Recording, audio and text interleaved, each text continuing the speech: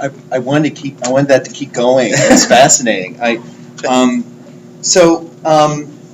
If you have been warm like me, we're now going to go to the frozen wasteland of the Antarctic with a paper that has the Mountains of Madness in the title. This is going to come from Clay Wyatt, who is an MA student at Murray State University, where he also works, and so he's a busy guy, is what I can tell from you. Yeah, and so I'm looking forward to hearing about Lovecraft and this creation story. But Clay is also, we should say, is your mom going to be able to hear us? Because she's videoing for his mom, so we should all say hi to Clay's mom too. I wish. Thank you. So now I give you Clay White. By the way, he has really, you can tell from the title of his paper, he has a lot of, his interest in the fantastic is very eclectic. And I learned, we were talking about his paper from a few years ago on on Transformers. And so this is a person who's bringing a lot of different interests together. So here we go. This is Clay Wyatt. Thank you. First thing first, I must thank Ryan Thomas. After reading Paradise Lost for a class last semester, he made the offhand comment that Milton and Lovecraft both engage in forbidden knowledge a lot. And I was like, that's great. Are you going to use that? And he said, oh, no. It's like, can I use that? He said, oh, sure. It's like, and here I am. So, Paradise Lost at the Mountains of Madness. Written in the Age of Science, H.P. Lovecraft's At the Mountains of Madness echoes John Milton's Paradise Lost in the way that it engages forbidden knowledge. Milton and Lovecraft both write creation stories, but they are complete opposites of one another in multiple ways. One is religious, the other atheist. One takes place in paradise, the other in an alien continent of frozen death at the ultimate south. They're the odd couple. But both stories are informed by the times in which they lived. Whereas Milton conveys the acquisition of forbidden knowledge in a religious context that supplies answers and justification of the ways of God to men, Lovecraft's story relates a similar tale in the Age of Science and speculative fiction as the indifference and obliviousness of the elder ones. Whereas Milton's work reflects the spiritual comfort of a universe that revolves around God and man, Lovecraft's work relates the acquisition of knowledge to the more scientifically minded world that he navigated. Information is sometimes gained at significant cost without the consolation of having all the pieces when finished. The gist of this argument is to document the parallels between Paradise Lost and At the Mountains of Madness using Roger Shattuck's book called Forbidden Knowledge, to try and, as a springboard to stitch Lovecraft more closely to Milton. At first glance, these stories couldn't be more different in terms of setting, form, characters, and so on. But if we tune our attention to the theme of forbidden knowledge in both stories, we find the same ideas resonating concurrently. Let's start with some brief summary. In Paradise Lost, a rebellious but defeated Satan tempts Adam and Eve in the Garden of Eden with the forbidden fruit of the tree of the knowledge of good and evil. They eat the fruit and are cast from the garden, but they, or rather Adam, are allowed to know that their disobedience will bear out worthwhile events in the form of the human race, the fortunate fall, as it's called. In Lovecraft's At the Mountains of Madness, a scientific expedition to the Antarctic continent yields an unexpected and tragic discovery when a subgroup of the scientists discover the Elder Ones, which have been laying dormant since time immemorial, and become animate once again. The lead scientist and a graduate assistant, Dyer and Danforth, then go on to explore an ancient city of the Elder Ones located at the ultimate south and learn the real story of how life came to Earth before they're chased out by a shoggoth. At this passing glance, these stories seem rather unlike one another, and are indeed unlike one another in very important ways. But before we get to how they're really different, let's look at how they're similar.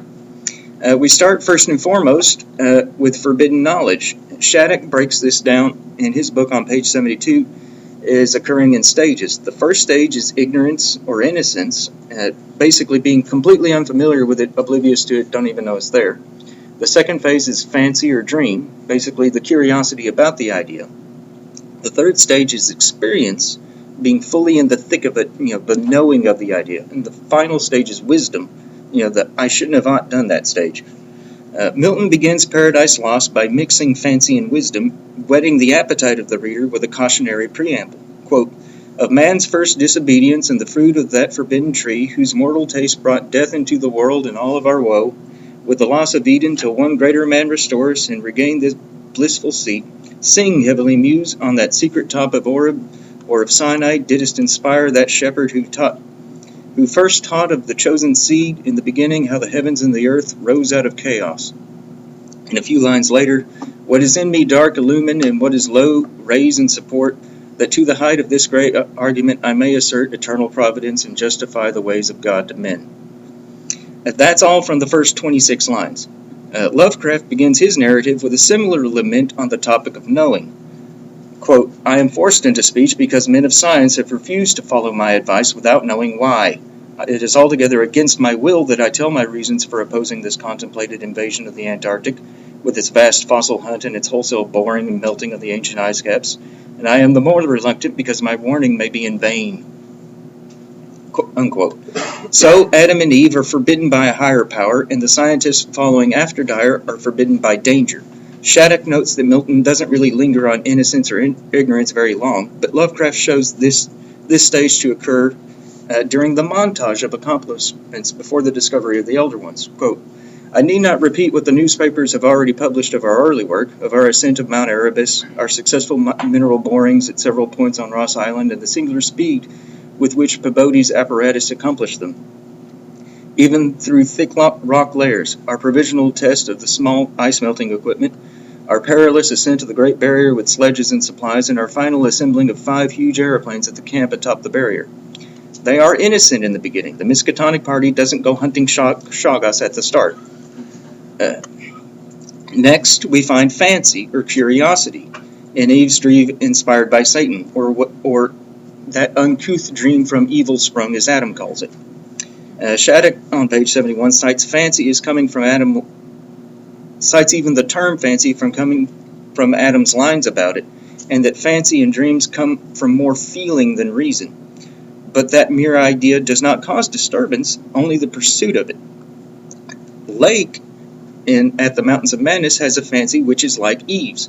Quote, the outside world knew, of course, of our program, and was told also of Lake's strange and dogged insistence on a westward prospecting trip before our radical shift to the new base. It seems that he had pondered a great deal, and with alarmingly radical daring, over that triangular striated marking in the slate, reading into it certain contradictions in nature and geological period, which whetted his curiosity to the utmost, and made him avid to sink more borings and blastings in the west-stretching formation to which the exhumed fragments evidently belonged. He was strangely convinced that the marking was the print of some bulky, unknown, and radically unclassifiable organism of considerably advanced evolution, notwithstanding that the rock which bore it was of so vastly ancient a date as to preclude the probable existence of not only all highly evolved life, but of any life at all. The fragments with their odd marking must have been 500 million to 1,000 million years old. Unquote. So we have Eve and Lake both displaying curiosity specifically relating to their ultimate doom before Adam or Dyer. Then experience dominates the rest of Lovecraft's story as Dyer continues to explore the mountains. Paradise Lost, as Shattuck notes, runs through this sequence in Book 9. The serpent tempts Eve eats the fruit, Adam sees the corrupted Eve, then Adam eats the fruit. A similar temptation, in spite of obvious danger, occurs in Part 4 of At the Mountains of Madness as the reason for the continued exploration after the demise of the Lake Party. Quote, in spite of all the prevailing horrors, we were left with enough sheer scientific zeal and adventurousness to wonder about the unknown realm beyond those mysterious mountains. Unquote. Shattuck, in moving into conclusion on page 73, states, we can read Paradise Lost as a tale about the downward path to wisdom, a path that must lead through the experience of sin. For Lovecraft, this downward path leads through the experience of human irrelevance to arrive at scientific objectivity, as evidenced by when Dyer develops sympathy for the Elder Ones. Lovecraft does not limit the scope of his story to merely presenting ancient aliens, but rather has Dyer ultimately framed them as beings that go through the same process of acquiring forbidden knowledge as the Lake Party does. They awaken innocence, they have their fancy piqued by the new man-animals that surround them, then they move to experience as Dyer sleuths out by the time that they return to what would have been their home. Like Lake, the Elder Ones die before they can move on to wisdom. Now that we see how these two works follow the common thread of forbidden knowledge as Shattuck lays it out, and and the consequences thereof, let's stitch them a little closer together. Both stories feature some pretty sympathetic monsters. Satan, in short, is damn charismatic in his pursuit of his own destiny. As he says, better to reign in hell than serve in heaven. But as Satan's Cromwell-esque mutiny is rhetorically seductive, the elder ones emerge as sympathetic characters due to Dyer's objectivity in spite of their eradication of the late group. Quote, "It was not fear of those 4 missing others, for all too well did we suspect that they would do no harm again. Poor devils! After all, they were not evil things of their kind. They were men of another age and another order of being. Nature had played a hellish jest on them, as it will on any others that human madness, callousness, or cruelty may hereafter dig up in that hideously dead or sleeping polar waste, and this was their tragic homecoming. They had not been savages, for what indeed had they done? The awful awakening in the cold of an unknown epoch, perhaps by the attack of the furry, frantically barking quadrupeds, and a day's defense against them by the equally frantic white simians with queer wrappings and paraphernalia.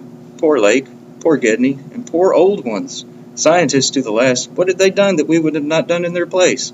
Radiates, vegetables, monstrosities, star spawn, whatever they had been, they were men."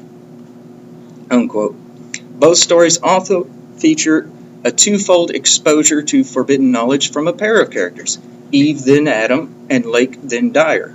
As previously noted, Eve and Lake display the fancy of knowledge as an antecedent to their acquisition of it, and then tempt Adam and Dyer to follow them. Quoting Eve from Book 9, "On my experience, Adam, freely taste, and fear not, and the fear of death deliver to the winds." Unquote. Quote from Madness, 3 hours later, a brief bulletin announced the resumption of the flight in the teeth of a raw and piercing gale. And when I dispatched a message of protest against further hazards, Lake replied curtly that his new specimens made any hazard worth taking. Unquote. Both stories also feature a lengthy prehistory of Earth and curiously parallel each other by documenting the pre-human conflicts of the creator races. Milton, of course, chronicles the war in heaven between God and Satan, while Lovecraft intertwines the arrival of the Elder Ones with his other works, pitting them in ancient conflicts with the Cthulhu spawn and the Migo from the Call of Cthulhu and the Whisperer in Darkness. Interestingly, both also feature the creator races withdrawing from the world before the rise of mankind, leading to the protagonist's learning of the events secondhand. And in both cases, mankind is drawn into these conflicts. Satan's conflict out of jealousy and the Shoggoth's conflict out of proximity, despite not having a dog in the fight and being totally outclassed. These are some of the intriguing parallels between the two works, but they also feature some differences, and it's in these differences that yield the prejudices of the authors. For John Milton, Paradise Lost is predicated on the idea that the human race is worth the time to justify the ways of God to men to, instead of merely dismissing the whole species as prying into things it has no business with. To wit, Adam has an archangel spend 4 books relating the heavenly history to him. Furthermore, Milton borrows from Genesis the idea that paradise, both as an ideal and as a setting, was created for people before the fall. The idea of centering all of creation on the human experience is both supremely subjective and obviously based on Milton's faith. Surprise! Paradise Lost has religious undertones. But Lovecraft's story plays against this, both in the relation that the Elder Ones have towards humans and in the physical setting. From Part 7, speaking of the Elder Ones' guidance of Earth evolution, quote, "They had been suffered to develop unchecked because they had not come in conflict with the dominant beings. Bothersome forms, of course, were mechanically exterminated. It interested us to see in some of the very last and most decadent sculptures a shambling primitive mammal used sometimes for food and sometimes as an amusing buffoon by the land dwellers whose vaguely simian and human foreshadowings were unmistakable. The Elder Ones are less than impressed with early man." Additionally, the Antarctic setting itself is as oppositional to the human condition as one can find on Earth. This contrasts with the Garden of Eden to support the reading of Madness as scientific objectivity to Paradise Lost's religious subjectivity. The characters in the stories survive not because their environment has been created for and catered to them, but rather because they have adapted to the environment by preparation. The cart is put after the horse, as it were. The objectivity angle works because the people in the story, being both the specific characters and the human race in general, are considered or developed after the environment instead of the other way around, which precludes the cosmic subjectivity that Milton pursues. And that's not to say that Lovecraft dismisses humanity completely or doesn't compliment it. Both stories celebrate humanity in very different ways. Milton does so by elevating Adam to near divinity, being worth the archangel's time to explain things. Lovecraft hammers at man's cosmic irrelevance, but quietly applauds his inductive ingenuity and reason. Dyer and Danforth figure out the Elder One's history from sculpture. Milton uses charismatic characters, such as Satan, to seduce the reader to their point of view, but Lovecraft uses flatter characters that intrigue by the weight of objective evidence. The flat impersonality of Dyer plays into this theme of evidence over charisma. Be lowly wise, as Shattuck notes of Paradise Lost, emerges as the takeaway from both stories. Lovecraft adds that information is sometimes gained at significant cost without the consolation of having all the pieces when finished, which is why the thirst for forbidden knowledge is never quenched, no matter the warning. Milton finds fortune in the fall, but Lovecraft finds literal and figurative mountains of madness.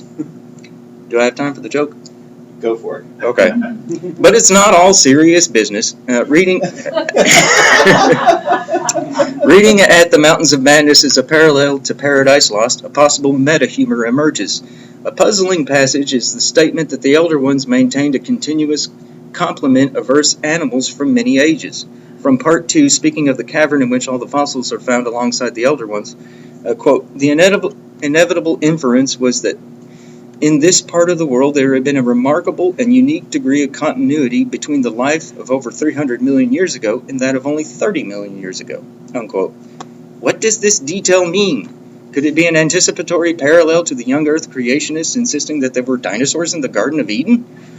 If the elephant wreathes its lithe proboscis for the amusement of Adam and Eve, are 6-foot-tall, stinky, blind albino penguins that stand around uninterested a perverted reflection of Saturn's interest in man and the Elder One's indifference?